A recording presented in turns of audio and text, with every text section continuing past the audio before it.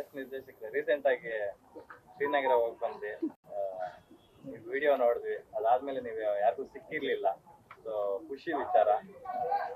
So ಆ ಘಟನೆಯಿಂದ ಶುರು ಮಾಡಿದ್ವಿ. ಶ್ರೀನಗರ ಆ ಘಟನೆ ನಡೆಯಕ್ಕೆ ಆಕ್ಚುಲಿ ನಮ್ದು ಪ್ಲಾನಿಂಗ್ ಅಲ್ಲಿ ಇರ್ಲಿಲ್ಲ ಶ್ರೀನಗರ ಅನ್ನೋದು. ನಾವ್ ಇಲ್ಲಿಂದ ಆ ಸಾಂಗ್ ನ ಪ್ಲಾನ್ ಮಾಡಿದಾಗ ಲೇ ಲಡಾಕ್ ಹೋಗ್ಬೇಕು ಅಂದ್ರೆ ಒಂದ್ 5-6 ಜಾಗಗಳನ್ನ ಇದ್ ಮಾಡಿದ್ವಿ. ಒಂದು ರಾಜಸ್ಥಾನ್, ಜೈಪುರ್, ಇನ್ನೊಂದು ಬಂದು ತಾಜ್ ಮಹಲ್, ಅಲ್ಲಿಂದ ಲೇ ಲಡಾಕ್ ಹೋಗ್ಬೇಕಂತ. ಈ ಎರಡರದ್ದು ಶೂಟಿಂಗ್ ಮುಗಿಸ್ಕೊಂಡಾದ್ಮೇಲೆ ಡೆಲ್ಲಿಗೆ ಬಂದು ಇಳಿತೀವಿ. ನೈಟ್ ಎಲ್ಲ ಅಲ್ಲೇ ಇದ್ದು ವೆಯ್ಟ್ ಮಾಡಿ ಅರ್ಲಿ ಮಾರ್ನಿಂಗ್ 8:30 ಫ್ಲೈಟ್. ಸರಿ ಅಂತ ಅಂದ್ಬಿಟ್ಟು ಲೇಟ್ ಆಗಿ ಹೋಗುತ್ತೆ. ಅವಾಗ ಧ್ರುವದು ಇನ್ನೇನ್ ಫ್ಲೈಟ್ ಮಿಸ್ ಆಗುವಂತದ್ದು ಒಂದು ಸಿಚುವೇಶನ್. ನಾವು ಕೂತಿರೋ ಜಾಗದಲ್ಲೇನೆ ಇನ್ನೂ 1 hour ಲೇಟ್ ಆಗುತ್ತೆ ಅಂತ ಹೇಳ್ತಾ ಇದ್ರು. ಅಂದಾಗ ಇಲ್ಲ ಇನ್ನ ಹಿಂಗಿದ್ರು 1 hour ಲೇಟ್ ಆಗ್ತಾ ಇದೆಯಲ್ಲ, ನಮ್ ಹೀರೋ ಗೇಟ್ ಅಲ್ಲಿ ವೇಟ್ ಮಾಡ್ತಿದ್ರೆ ಅವ್ರನ್ನ ಕರ್ಸ್ಬೇಕಂತ ಅಂದ್ಬಿಟ್ಟು ಎಲ್ಲಾರು ನಮ್ದೆಲ್ಲ ಟೀಮ್ ಎಲ್ಲ ನಾವು ಕೇಳ್ಕೊಂಡಾಗ ಒಂದ್ ಅರ್ಧ ಗಂಟೆ ವೆಯ್ಟ್ ಮಾಡಿಸಿ ಪುನಃ ಡೋರ್ ಎಲ್ಲ ಕ್ಲೋಸ್ ಆಗಿತ್ತು ಇದ್ರದ್ದು ಫ್ಲೈಟ್ದು. ಸರಿ ಅಂತ ಅಂದ್ಬಿಟ್ಟು ಇವ್ರು ಮತ್ತೆ ಮುತ್ತು ಇಬ್ರು ಬಂದ್ರು. 1 hour ಲೇಟ್ ಆದ್ರೂ ಒಳಗಡೆ ಬಂದು ನಾನು ಇಷ್ಟು ದಿನದಲ್ಲಿ ಓಡಾಡಿರೋದ್ರಲ್ಲಿ ಅಷ್ಟು ಲೇಟ್ ಆದ್ರೂ ಒಳಗಡೆ ಕರ್ಸ್ಕೊಂಡಿದ್ದು. ಬಂದು ಒಳಗಡೆ ಕುಂತ್ಕೊಂಡ್ವಿ. ಟೇಕ್ ಆಫ್ ಆಗುತ್ತೆ ಅಂತ ಕಾದ್ವಿ.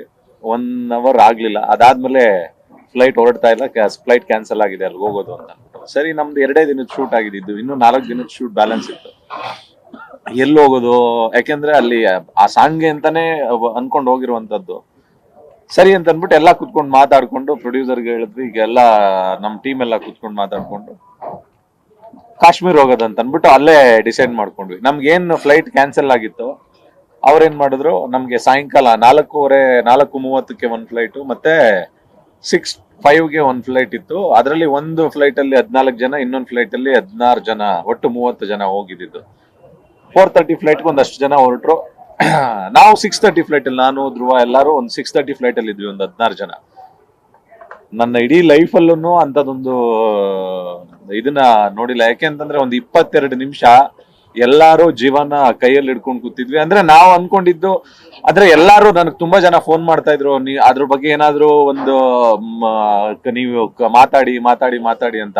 ಬದುಕ್ ಬಂದಿದೀವಿ ಅನ್ನೋದೇ ಒಂದು ಖುಷಿ ವಿಚಾರ. ಅದನ್ನ ತಗೊಂಡು ಮಾತಾಡ್ಕೊಂಡು ನನ್ಗೆ ಅದನ್ನ ಮಾತಾಡೋದು ಇಷ್ಟ ಇರ್ಲಿಲ್ಲ. ಬಟ್ ಇವತ್ತು ನೀವು ಕೇಳ್ತಾ ಇದೀನಿ, ಆ 22 ನಿಮಿಷ ನಾವು ಅದ್ರೊಳಗಡೆ ಹೆಂಗ್ ಬದುಕಿದೀವಿ ಅನ್ನೋದು. 28 ನಿಮಿಷನೋ ಏನೋ.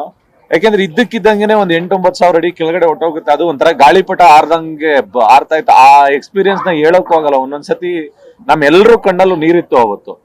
ನನ್ನ ಪಕ್ಕದಲ್ಲಿ ಸ್ವಾಮಿ ಕೂತಿದ್ರು, ಅವ್ರ ಪಕ್ಕದಲ್ಲಿ ಹೀರೋಯಿನ್ ಕೂತಿದ್ರು. ನಾನು ಪಕ್ಕದಲ್ಲಿ ಇರೋರ್ನ ನೋಡಿದ್ರೆ ಅವ್ರೇನೋ ಧೈರ್ಯವಾಗಿದ್ದಾರೆ ಅಂತಂದ್ರೆ ಯಾರು ಧೈರ್ಯವಾಗಿಲ್ಲ. ಹೀರೋಯಿನ್ ಆಲ್ರೆಡಿ ಮೆಸೇಜ್ ಮಾಡಿದ್ಲು ಅವ್ರ ಅಪ್ಪ ಅಮ್ಮನ್ಗೆ, ನಾವೆಲ್ಲರೂ ಸತ್ತೋಗ್ತಾ ಇದೀವಿ, ಅಮ್ಮ ಅಪ್ಪ ನಾವೇನಾದ್ರೂ ತಪ್ಪು ಮಾಡಿದ್ರೆ ನಮ್ಮನ್ನೆಲ್ಲ ಕ್ಷಮಿಸ್ಬಿಡಿ ಅಂತ ಅಂದ್ಬಿಟ್ಟು ಮೆಸೇಜ್ ಕೂಡ ಟೈಪ್ ಮಾಡಿ ಜೋರಾಗಿ ಹೇಳ್ತಾ ಇದಾರೆ. ನಮ್ಗೆ ಎಲ್ಲಾರ ಕಂಡಲ್ಲೂ ನೀರಿದೆ.